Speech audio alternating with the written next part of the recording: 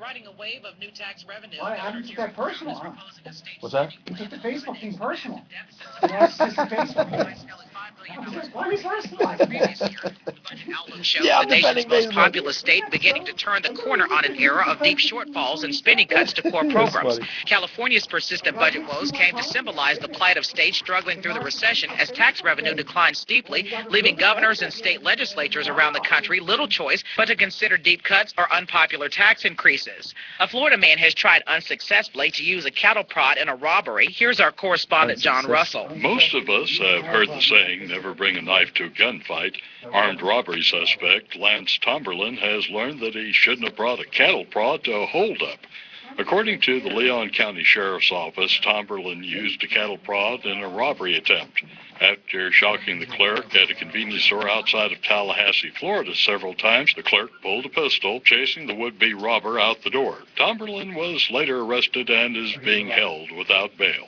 The National Institutes of Health has determined that former NFL star Junior Seau had a degenerative brain disease when he committed suicide last May. The NIH said it studied Seau's brain and found abnormalities consistent with the condition, often associated with repetitive head injuries. Seau played for 20 NFL seasons with San Diego, Miami, and New England before retiring in 2009. With IRN, USA Radio.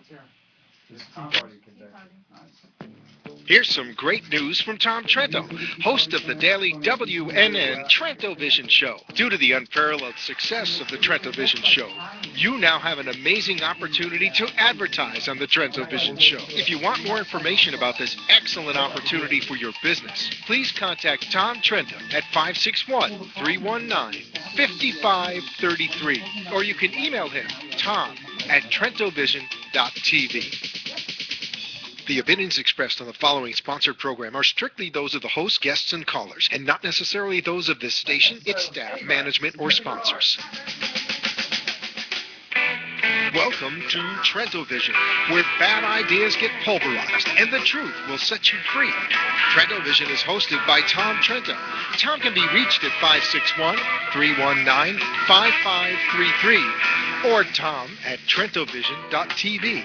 Listen and watch every weekday from 3 to 6 p.m. on AM 1470 WNN and trentovision.tv.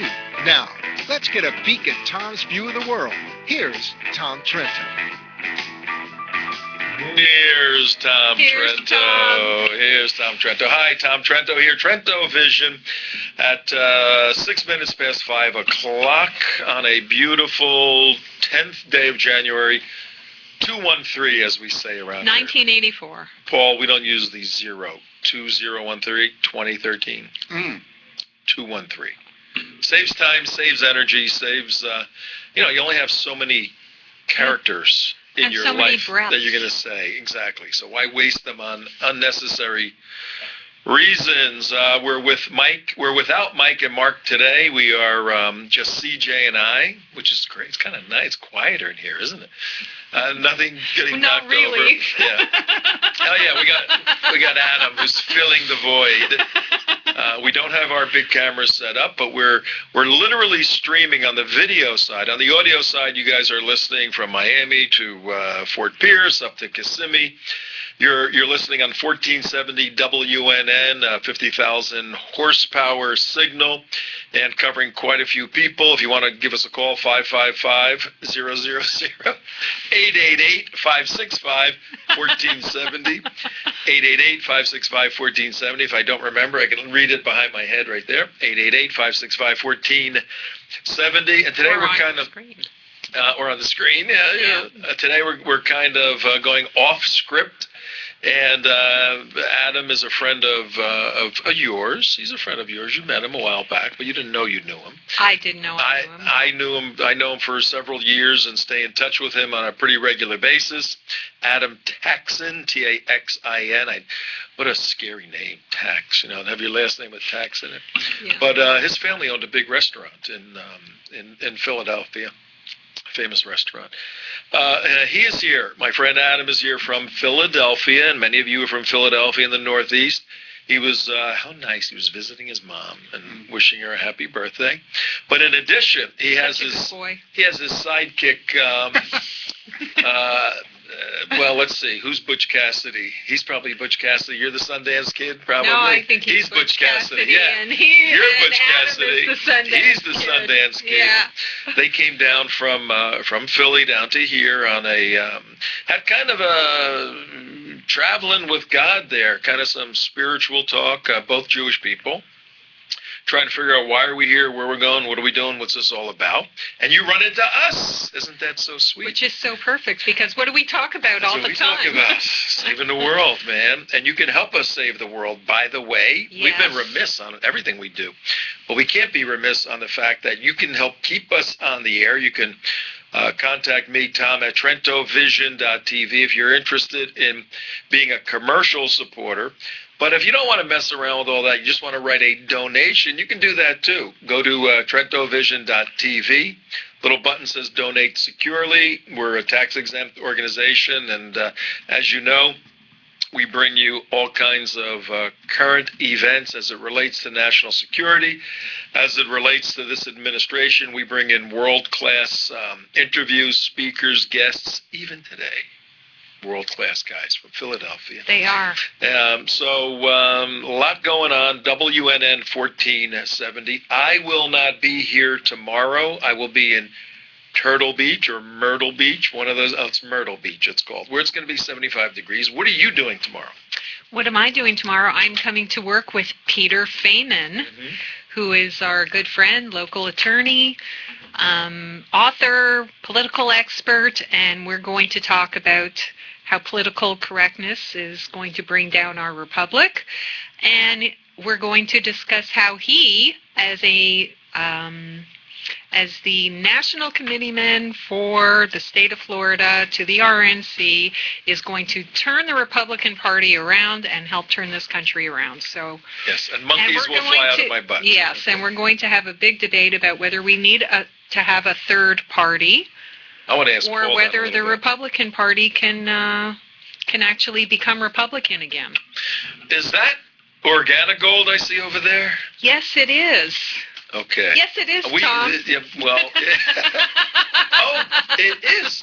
How is that coffee? That coffee is really good, especially in hour number in hour number 3. Yeah, in hour number 3 from the 5 to 6 o'clock. Yeah, I would have liked to. What's that? I would have liked to see. I don't think the third party should have been the Tea Party. I think the third party should have been big money Republicans supporting the communist or some other left-wing party to split the Democratic vote. I think that what we've done is shot ourselves. I mean, that's how it's done on a local level.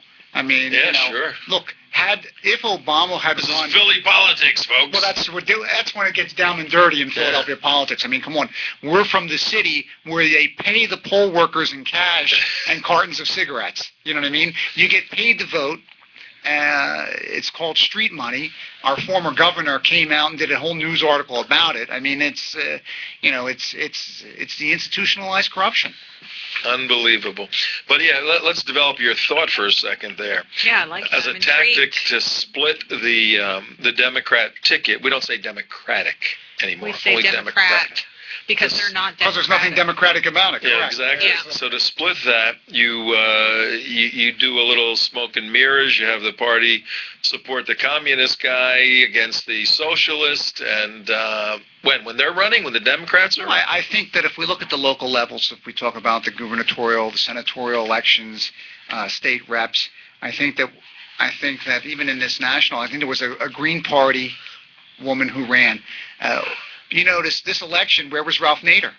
Yeah. You know, he was gone. I mean, what? Well, we had Gary Johnson out of Gary Johnson took votes from Republicans. He didn't take votes from the left. He took votes from the right. Yep. And, I mean, had there been, let's say, 100 million or 50 million put out there for some weak-wristed other alternative leftists, you could have had people that didn't want to vote for Obama some choice where they could have given their own little protest vote, and if it would have been, look, we're talking about elections where 2 to 3% it was so are narrow. significant. Yep. And if you can get 2 to 3% to vote for some off-wing candidate who isn't going to win, You're talking to a guy who voted for Ross Perot. I made the mistake. I voted for a guy that I thought, hey, gee, I'm really going to change and be idealistic and vote for this guy, Ross Perot. Sucking sound. Well, I heard Bush 1 say, "Read my lips, no new taxes," and then his infamous TV commercial where he was asked about it, and he said, "Read my hips," as he was jogging away.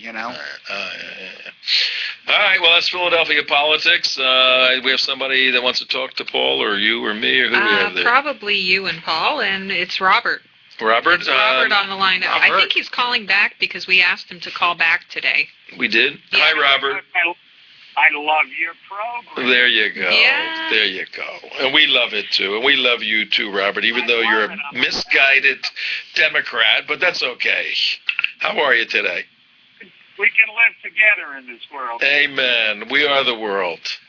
Look, I got to ask a question that has never come up that I am really interested in.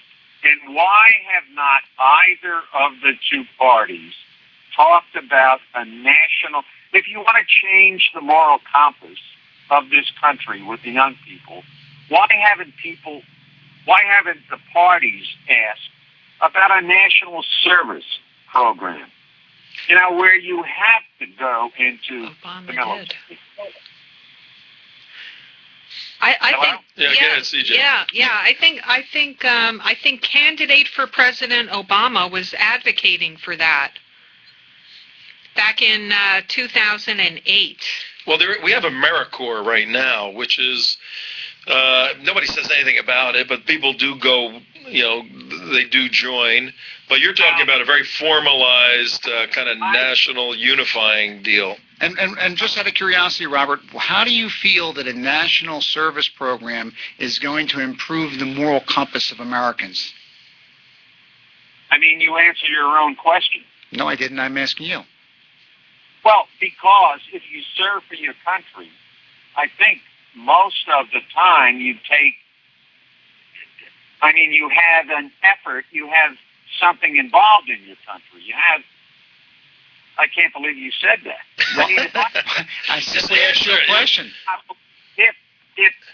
Almost every other Western industrialized country in the world requires at least some. No, I'm not asking you what every other question does. I'm necessarily... asking you, how is nationalized service going to improve the morality of individuals in this nation?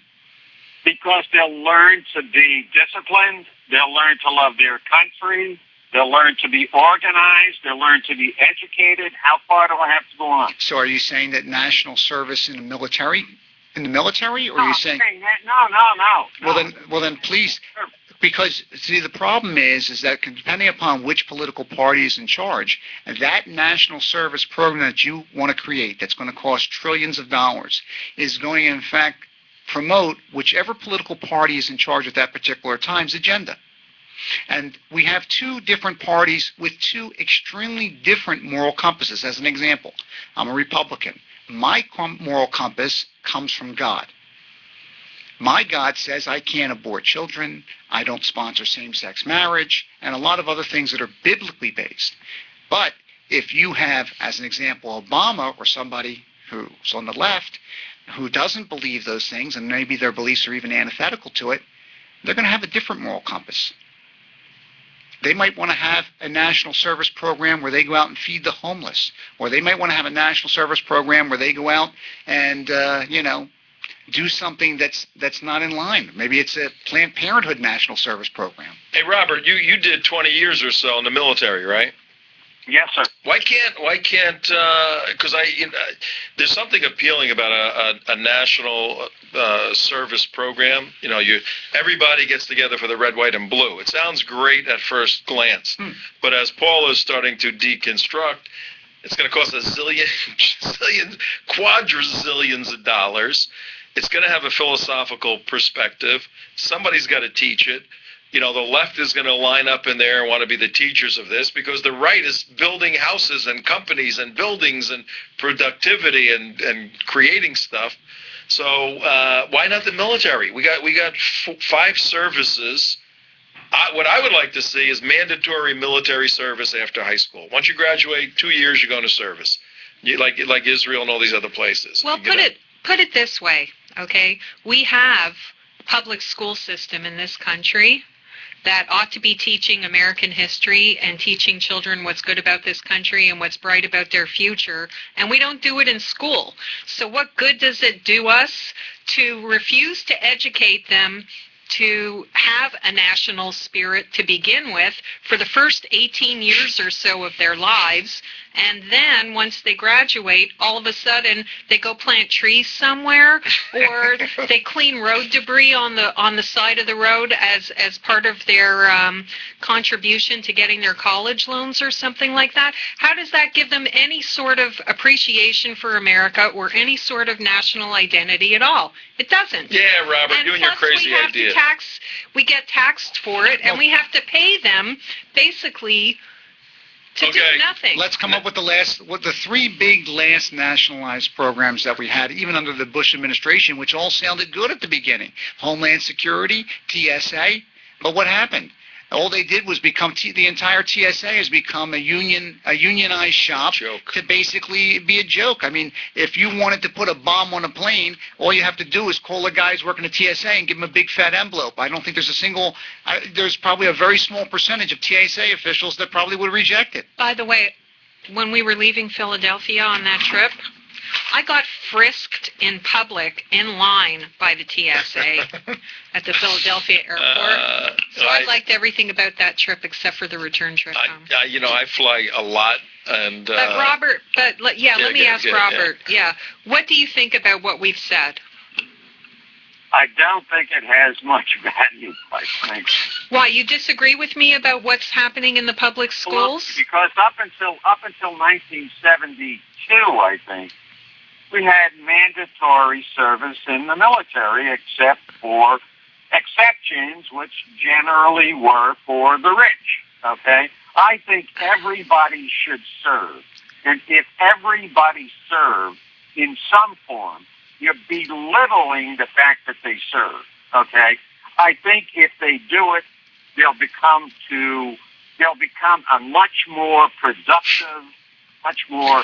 We could agree with that. I mean, and theoretically, if they serve doing something, problem is, what is this something they're going to be doing? That's what the yeah. I mean, obviously, that's a long thing that has. Right. It's a shame. No, I agree. 18 years in school didn't help. Yeah. Well, I point to Madeline Mary O'Hare and her effort to ban the religion, basically, in the school, to ban the Bible in the school, 61 or 63, and her son, who was the plaintiff in that case, turned out to become a born-again Christian. William Mary is a friend of mine now. Right. We're going to Israel. Going to Israel with him. We're going to Israel in October with him. And a lot of people point to that time. I used to, in Newark, New Jersey, I used to read Psalm 23 in class. And I wasn't I was a Catholic. I wasn't a real religious person, but I would read the Lord is my shepherd, I shall not want. And it kind of set a tone for everybody. And then we do the Pledge of Allegiance. Now, go find.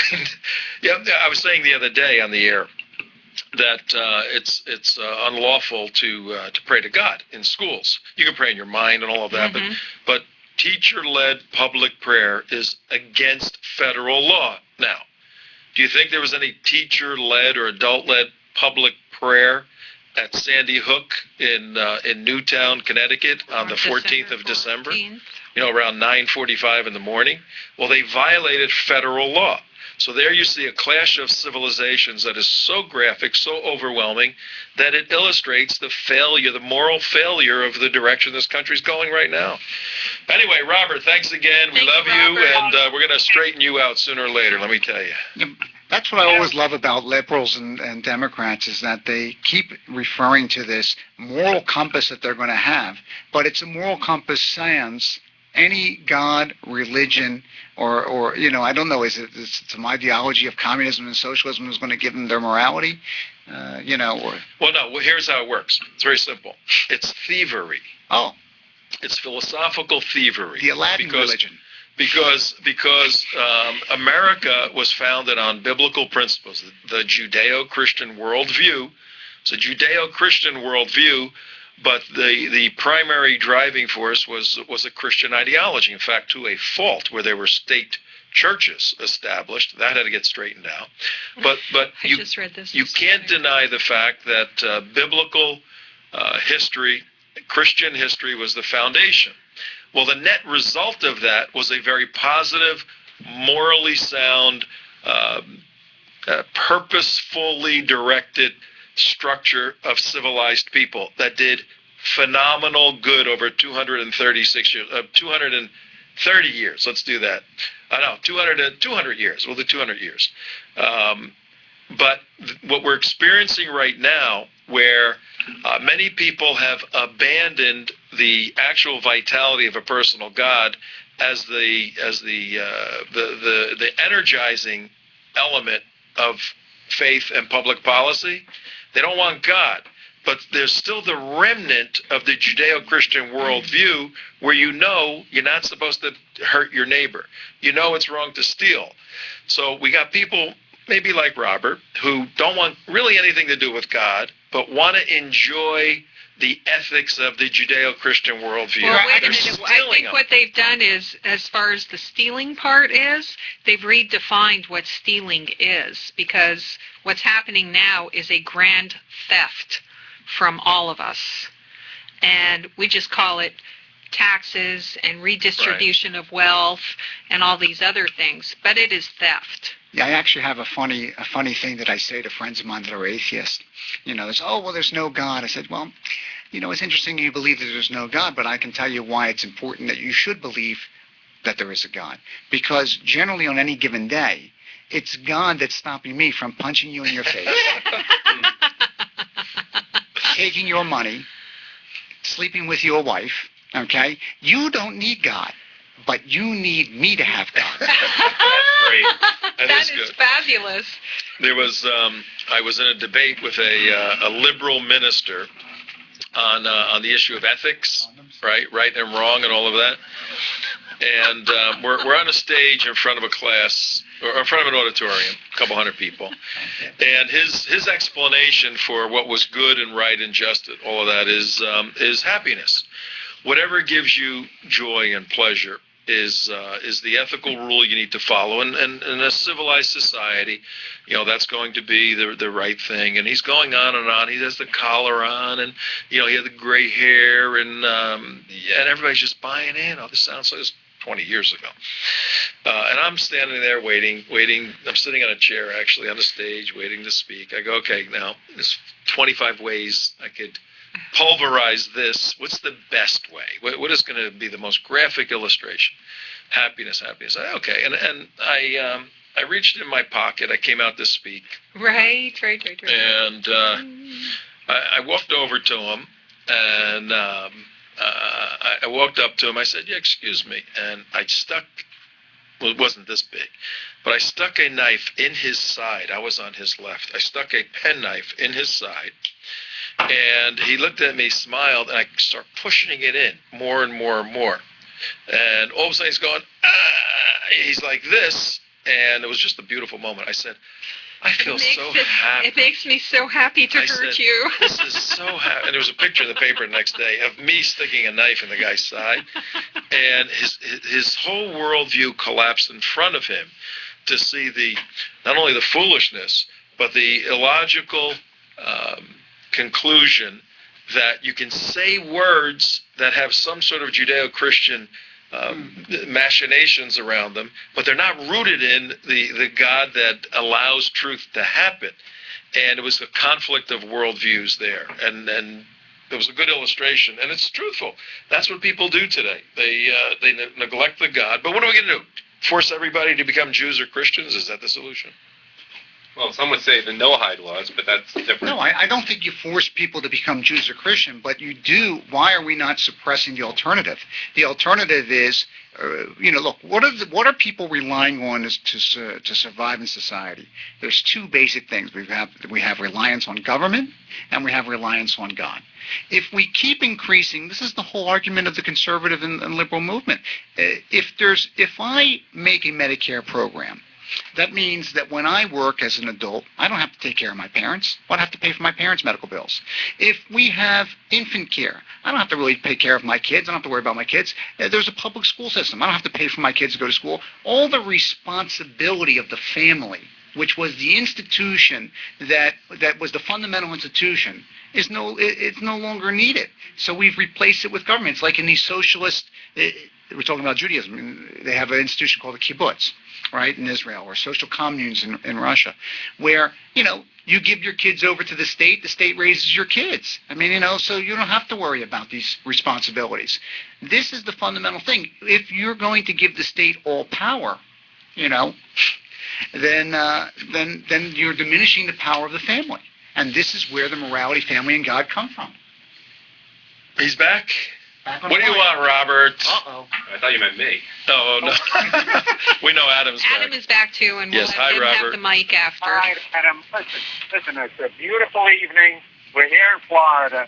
I just want to know why the religious institutions have failed their parishioners. All right, Adam, we have an Orthodox, an observant Jew. I call myself try to be observant Jew. I'm not perfect, and Is there a perfect Jew? Well, some are more perfect than I am. I'm not. Is there a perfect Jew? There are some tzaddikim, we call them, who are pretty close to perfect. No, there are people who are called tzaddikim, but do you at least admit that? Yeah, I mean, I'm not perfect. I call myself a try to be observant Jew. I'm talking about the institutions. I'm a practicing Catholic, and I am, it kills me to go to church every Sunday, but I do because I love my Lord and Jesus Christ and my fellow man. But, I mean, the religious, if you're talking about religion to any college kid, unless they're really deeply involved. Unless it's Islam, too. They're very respectful of that. What's that? Unless you talk about Islam with them, because they're very respectful of that. Okay, well, I want to know. You're talking about we should believe in God. We look at the institutions that we have, and they're awful. Well, if you're talking specifically about the Catholic Church, I mean, let's remember that, first of all, why is the Catholic Church awful? Oh, because some priest allegedly molested young little boys? But the priest... Well, no. No, listen, hear me out. But there's been more children molested in public schools by their gym teachers than there's ever been by any priest. And if you're looking for perfection within, we have to distinguish, or we have to distinguish the difference between a religion, a theology, and individuals that have positions of authority within that theology.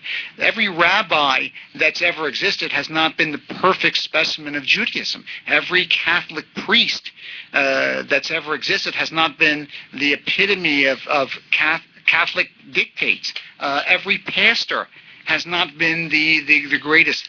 But you can't confuse an individual with Almighty. I disagree with you, sir. I think, especially with the Catholic Church, I think the institution from the Pope in Rome all the way down has failed their clergy. So why are you still Catholic? Why didn't you become evangelical? Because I love Jesus Christ, and that's the way I am. I was born a Catholic. So, yeah, but I understand. But if you're telling me that you love Jesus Christ, and I have most of my friends love Jesus Christ just like you. Sir, I look beyond the altar. I look beyond the Pope. I look beyond what's above. And that, for me, is what's important. He's one of you, Tom. Then you're an evangelical. You want a personal relationship with God, and you don't want an intermediary with quite frankly, a Jewish kippah on his head telling you who to pray to. Oh, no. I have a personal relationship with... I don't want to go into this, but I'm just saying. I think part of the issue is here with what Robert is saying about religious institutions, and with what conservatives / Tea Party supporters have been saying since the election is, if things don't go my way, if it isn't all perfect, and if I don't have that immediate satisfaction, then I don't want to be a part of it. I give up. I quit. I'm staying out of politics. I'm not going to church.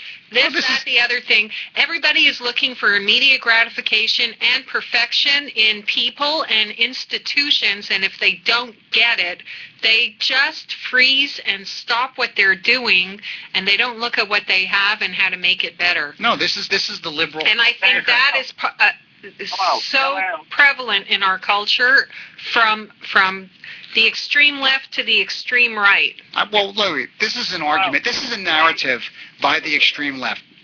This is a narrative by the extreme left where they set up a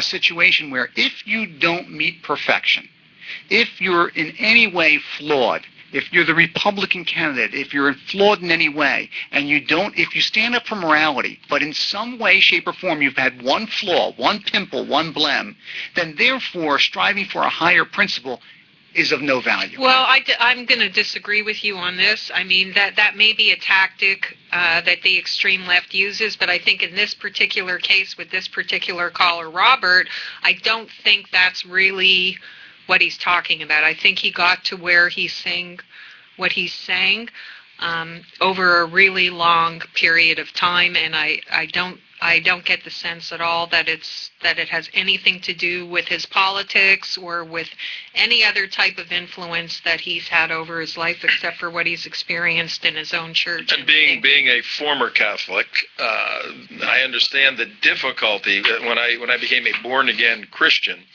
I started going to it was a Baptist church. I was literally thrown against the wall in my house by a cousin, a Sicilian cousin. Are you trying to ruin this family? What are you, crazy? Baptist church. I said, no, what do you? He eventually became a born-again Christian, but he stayed in the Catholic Church, which you can. It's very, very difficult, and I see this in the Jewish world too. It's very, very difficult if you convert out of Catholicism to ever leave it emotionally and psychologically, because it's such a lifestyle and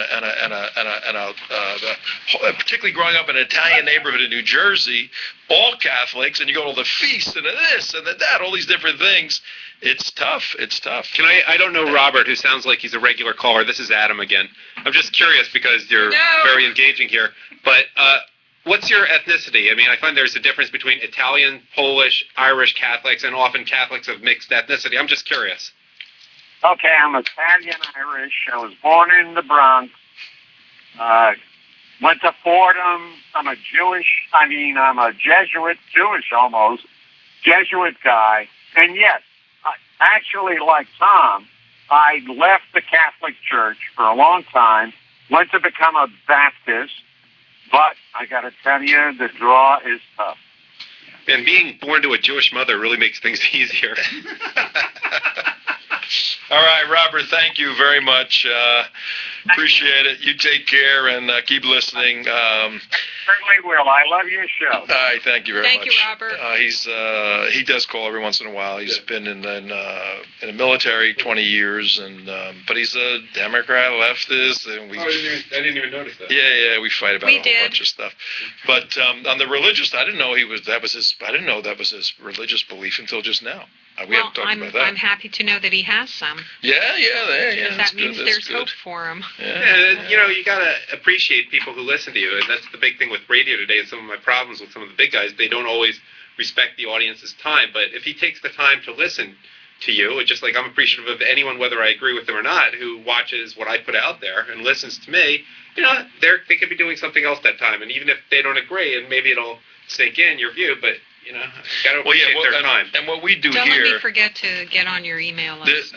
What we do here is we could easily smash and crash and burn people and scream and yell and get the hell out of here. That is so not our style.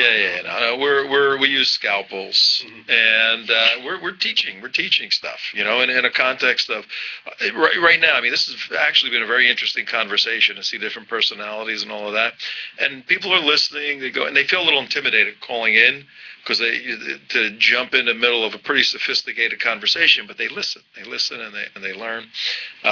So it's been pretty wild, but once in a while we But I want to show you this right here. You guys don't know about this. Mhm. You know about Al Gore's Zera? Yeah. Yep.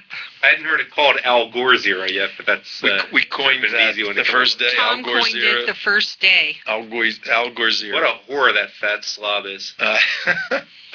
We did a couple of shows on him. But you ready for this? You should give him some menu ideas. The news that Al Gore chose to sell his Current TV. I was on Current TV. Mhm. I was on the Keith Olbermann show. Remember Keith Olbermann? Yeah. Yeah, he was one of the most vile people on the planet that day.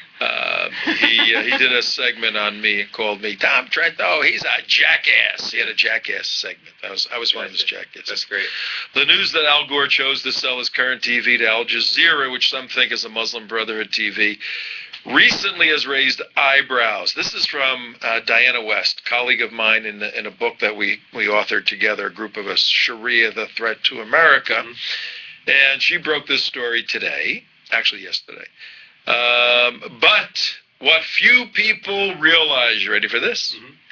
What few people realize is that Fox chief Rupert Murdoch, you ready for this? Already co-owns what amounts to be a Muslim Brotherhood channel in the Middle East. Doesn't shock me. And Fox is, I think, 20% Saudi owned at least. About 10%. Prince Bentali what is his name? Bentali Alal? Bentali. Yeah, Talil. I got it right here. He owns 9%. He had to buy that. Well, you remember who he is, Chief Prince Bentali Alal. No, that's not it. I'll find it. Is he the guy Rudy didn't take money Yeah, from? yeah. In 9/11, remember he was offered a $10 million check. Yeah. Do you remember that? Yes. Yeah. The Saudi prince offered $10 million. Giuliani said no thanks. He told him to get the hell out of here. Yeah. Is what he told him. Well, The guy, I'm always trying to be polite. Prince Talal bin Alaweed, Saudi Prince Talal bin Alaweed, nephew of the King of Saudi Arabia. He gave Everybody's Giuliani. a nephew of the I know, King of Saudi 6,000. Arabia. He gave a $10 million check to. Why did leftists not have a problem with the rich in Islam? Yeah. That's a good question. Or the rich in government. Prince. At a certain point, you've made enough, haven't you? Talal bin Alaweed gave him $10 million. Giuliani said, "Get out of here." He did. He left Lower Manhattan. He went to Midtown, and he bought a seat at Fox Broadcasting, Murdoch's place. 9%. He sits on the board. Yeah. Well, we didn't know that the channel Al Rizala, which translates into the Islamic Message, name of the channel is the Islamic Message, was launched in 2006 by Prince Talib bin Alaweed, the nephew of the King of Saudi Arabia. Murdoch owns a 7% share in Murdoch's company, and Murdoch owns 18.97%, 19% in Rotana, which is the parent group to a Muslim Brotherhood station in the Middle East. Okay, so he's taking money away from them, which is a good thing. Well, yeah, I guess that's one way of looking at it. Well, why not? Now, the station has jihadis all over the place. Religious broadcasting, anti-Israel broadcasting, anti-American broadcasting. How in the world can Rupert Murdoch own a share of this? I mean, this story came out yesterday. What do you think? I am skeptic. I think people, instead of watching Fox News so much, should watch TrentoVision.tv. Amen. Amen to that, brothers and sisters. Preach it.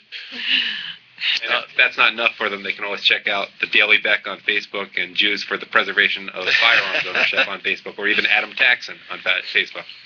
Paul, what do you got cooking? Can you throw anything out there? You got nothing? No. Well, I mean, I'm a businessman, but here's the No thing. websites or anything? No, I have no websites to push. But as far as a guy like Rupert Murdoch, I love the Fox News program, and I love Roger Elias's programming. But it's only because it's the only conservative news that's on television. That's it. Period. Outside of internet news, but. I don't think that these guys. I wouldn't believe that there'd be a prohibition against this guy from owning a network that's, it would have to come from internal. We're back to our moral compass. I mean, I'm a businessman, as an example. I mean, there's lots of things. There's certain types of business projects or opportunities that I don't take that are profitable. Right. Because it's against my moral compass personally. Right. I think that comes down to an individual basis. I would never want to see a prohibition against a guy from owning something like that, but I would like to see it's more of an individual responsibility, Well, here he is, Rupert Murdoch, and this is legitimate reporting, investigation. This is Diana West. He's not a government officer. He doesn't hold political office. He's a very wealthy individual. He put Fox out there, but he is owning and participating in the management. He's on the board, participating in the management of a media company that is against America, against Israel. How does that? I mean, what's that all about? That's probably a guy who's sitting there. Does he need the money, or is this a philosophical position he wants to be in? He wants to be important. Why do we assume that? I think there's something behind this. Why do we assume that Rupert Murdoch is such a good conservative rather than a very smart businessman? He's a smart businessman who saw that there was a niche in the market for a product, which is Fox News, and he said, I got the money, I'll buy into that. Amen. Hello, that's it. It doesn't mean that he believes anything that anybody on the network says, because doesn't he have Sky News or whatever it is in England? Yeah. Okay. Not exactly where we are as far as pro-America and pro-Israel, and yet. Yeah, but why? All right, you want to sell 7% of your company. Why do you sell it to the nephew of the king of Saudi Arabia? And then a couple of years later, you cut a deal where you're a part owner of Saudi Arabian media. Well, maybe he thinks he's why do you get the money that way? Maybe he thinks he's buying his personal safety or the safety of his family or the safety of all his affiliates worldwide. Of his empire. And basically, it's, he's paying off the Muslim mafia. Is basically what it is. That could be an interesting theory. I bought into what you're doing, and therefore you will keep your hands off me, mine, and my family. All of my stuff. And all my stuff. And you notice once the prince got into Fox, guess who had to leave? Glenn Beck. Yeah, he had to leave right after that. Because the prince said, nope, no more. No more of you. We tracked Fox very carefully. So I think it's a mafia shakedown. But didn't Roger Elias help It's a shakedown. GBTV? Do you get it? It's a shakedown. It's a shakedown. Thank you. Roger Somebody. Ailes. Yeah. I don't know if he helped start. The real Roger and me. But what I heard, and I can't verify this, what I heard was that when the prince came on board, Beck was a persona non grata, but he had a contract. So he was bought out of his contract, very large contract, took a lot of money, went to Texas, and built a $40 million studio there. A ministry, as it were. Yeah, and so they bought him out. And so this makes it even crazier that he takes money. Now, how much did the prince pay? We don't know. I mean, is it a public company? It's private. I think it's private, Murdoch. So the prince paid him something, and maybe Murdoch said, you're going to have to pay to get rid of Beck if you want to get rid of Beck. There's more here than meets the eye. There's too many Saudi connections going on. That's the world we live in, kiddies. So what are you guys going to do? We got a few minutes left. What are you guys doing the rest of your vacation down here? It really hasn't been that much of a vacation. I've been working pretty hard while here. The real doing what? I have to do the same things I do on a computer back in Philadelphia. It's just a little more tempting to go outside. Why can't you take a couple of days off? You won't die. The world won't end. I take every Sabbath off. I take other special occasions, but What about a vacation, this isn't a vacation for me. I mean, it's partial vacation. But when was the last time you took a vacation? I don't know. I take one every Saturday during the Jewish holidays. But I got to get married one of these decades. I'll take a nice honeymoon. But what about a vacation just to rest 3 or 4 days in a row? Honestly, I get a good night's sleep if I need that. I'm not really that into the vacation thing. I mean, it's just every 7 days I take one. And do you know how amazing a little vacation could be? I'm sure it would be. But let me get some other things together. Honestly, I do think about the concept of vacation a lot in society, and I think often refreshing. It's an extended Sabbath. The concept but you know what? of vacation. The most refreshing thing I can do, because then if I'll go out somewhere and I won't get much sleep. Best thing I can do is go to bed at 7 p.m. some night. I feel like I've had a great vacation. And if you go to bed at 7 o'clock, what time do you wake up?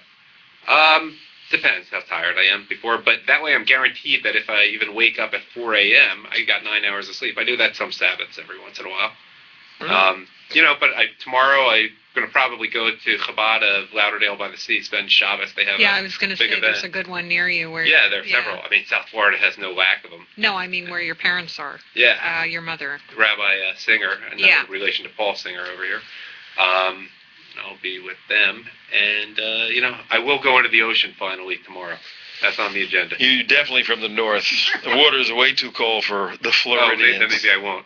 Oh, it's probably 75. I'll shower if I want hot water. No, it's fine for you, 75 degrees or something, but usually 88 degrees. It's fine for you snowbirds. Yeah, snowbirds. What are you doing the rest of the? You're Butch Cassidy and the Sundance Kid. So what is Butch doing next few days? Well, I'm going back to my hotel. In Miami. Miami Beach. Fontainebleau. Are you at the Fontainebleau? Okay, well. And we'll see what amenities are there. There are going to be people calling you at your hotel now that they know where you are and they know your name. They will not be allowed to stay in my room with me, that's for sure. They're welcome to go get a hotel room, but not with me. And enjoy. I mean, try and enjoy the last 2 days and then drive back. We'll probably go back. I want to go back one more time to meet with this rabbi that I met with originally, Rabbi Asher Meza, from the www.bejewish.org. BeJewish.org. That's pretty cool name. We'll probably see our colleague Ben Gordon tonight at Mover Shaker in Palm Beach. Yeah. Good guy. We'll meet him for drinks at Cucina at 9. Where? Cucina in Palm Beach. That's a great restaurant. And if they get enough drinks and me, karaoke is a no-brainer. There's no karaoke there. There is. Not there, but somewhere. Yeah, West I won't be driving. Yeah, there's always a Chinese restaurant somewhere that has it. No, I like the bars better than the Asian places. That was a joke. Oh, okay. What is your drink of choice? Well, if I don't get something to eat, it's beer, and a particularly heavy beer, because I need to get something in my stomach at some point. Okay, snacks were offered. I just want to be on record. Yes, we were on record. Actually, pass one of those over. Now, what are you guys going to do when you get back? I mean, is it just demoralizing living in Philadelphia, where whatever you do as a Republican, it means nothing? No, not really. I mean, honestly, and this ties into God and everything. It's just a challenge. God puts us here for a reason, and we can't necessarily know the reason that, obviously. I think the key is work what you're meant to do, and I have a pretty good idea of what I'm meant to do, and it's not being a lawyer, by the way. Your parents must love the fact that, $80 million to make this kid a lawyer. You know what? I worked as it for a while, but, often people do go to law school because they're risk averse, which is not necessarily what I am. But when you're in your early 20s, you don't really know what to do. You come out of an Ivy League school, you could probably get into a pretty good law school, which I did, and you don't necessarily what you want to do. It's a good risk-averse strategy, and as long as you're not too much of an outlier, you'll do fairly well. Plus good skills of rhetoric that are helpful in all other areas of life. Yeah, I respect good lawyers for doing it. It's funny. I don't think Jeffrey Korn is listening right now, but he's a good friend of mine from law school, and it's funny. Very few people are going to make partner at the top firms even out of a law school like Columbia, and it was clear that one of my friends, who's actually from South Florida, a guy named Jeffrey Korn, really loved law school, and he wasn't just faking it. He loved it, and he's a partner at a top New York firm now. Wow. And I had lunch with him a few weeks ago, and that ties into everything. It's so nice to be able to do something that you're passionate about. It's so nice to Jim Harbaugh, coach of the San Francisco 49ers, has a great quote on my Facebook quotes about how Mike Ditka actually passed that on to him when he was a backup quarterback on the Bears. And I remember those years. Yeah. I was in Chicago. It's all about that, and I've been fortunate to find something. It's great if you can find that for the person that you love, or if you're in that New York Times article, the various types of people that you love. But no, I'm just not trying to include that. Right. But you know what I'm saying. Sure. Let me ask you guys, we've got a couple of minutes left. People listening out there, people watching, what words of wisdom, what sage comments can you share with from your vast experience, can you share with the folks today that a lot of people are beat up from Obama on November 6th. They're demoralized. A lot of people are losing faith in the American way of life, that the left is taking over. The demographics are against us. Take 30 seconds each and share your thought. Yeah, I think, first of all, that there's actually, there are a lot of points out there that are very discouraging. When you talk about what's life like in Philadelphia, I mean, come on. I've gone from a time period of like 2005, 6, 7 of astronomical amounts of money that I was making to basically working just to keep busy, really, and trying not to lose money. But where is the hope in it all? I mean, the hope is that we got to look for our 7 years of feast and our 7 years of famine. I mean, part of this is bigger cycles and bigger forces at work than ourselves. These are times where you have to look at where you're going to reflect. When one avenue isn't bearing fruit, if business isn't bearing fruit, then we need to look at our religious, our political, our other avenues. And I think what I've seen in the circle, especially when you start talking about Tea Party, is we've seen people that are really common people, everyday people, really start to re-educate themselves. I mean, if we look at your show, or maybe we look at other people, what were they doing 10 years ago before these things were really up and in our face? No. Good point, yeah. But we look at all these people that have reread the Constitution, gone back. Myself personally, I've had a renewed thirst for economics. I must have read about 10, 15 different books on me. I got 30 seconds to give everybody. Let Paul finish. What is your admonition to the folks out there? I think we work on the things that can't be taken from us. Like if you look at good point. If we look at Soviets during communism times, what cannot be taken? Your money can be taken from you. Okay, your position in society can be taken from you, short of taking your life. But what's inside your head, your knowledge and your experience. And work on stuff that can't be taken. 30 seconds, Adam. You're minus the mark.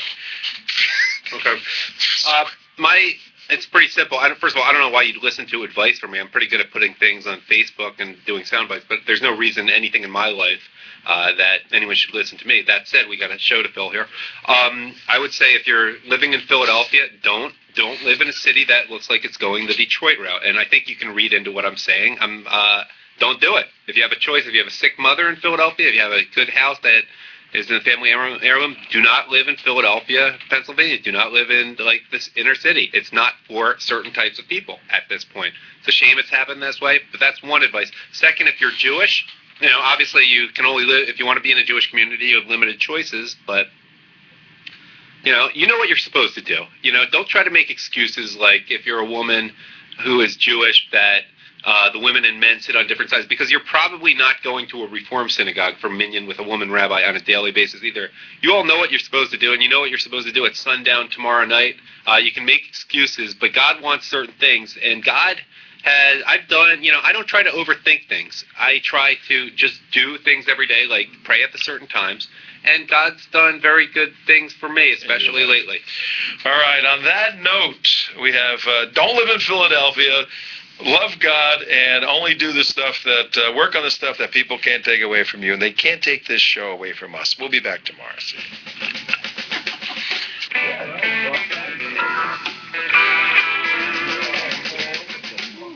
Thanks for tuning in to Trento Vision, where bad ideas get pulverized and the truth will set you free.